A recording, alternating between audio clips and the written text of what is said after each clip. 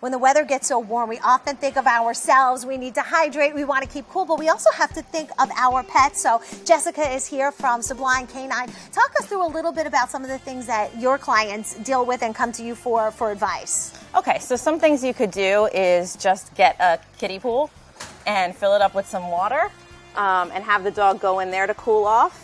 Because a lot of dogs want to play, but it's just too hot to really let them get outside. So this is a good way to be able to have them get that play in there, but also not really get overheated. Exactly. Also make sure you're playing in an area where there's a lot of shade. Okay. So if the dog needs to take a break from the heat, the sun, they can go into the shade. And don't overexert your dog, you know what I mean? Like not too much play right now with the weather so hot. Sure.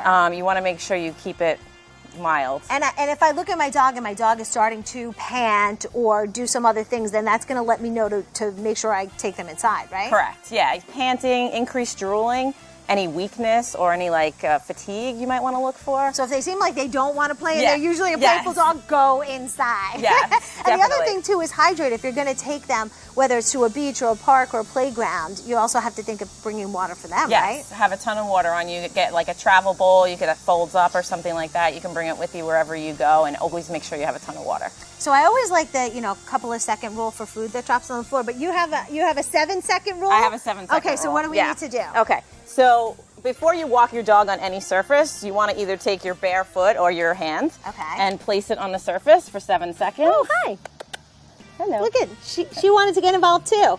So if I can hold it down flat for 7 seconds. Yes, without it being uncomfortable, burning, hurting, anything like that, then it's okay to walk your dog on. And otherwise? Otherwise, don't. Otherwise, it could burn their paws. So then I probably just want to take a garden hose and spray outside so that then they can go outside?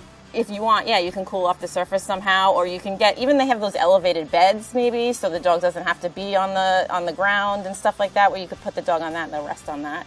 Anything to cool off the surface. All right, because we want to keep cool. If you want some more tips for your dog or for your family members, great places to cool off, we have it for you on news12.com.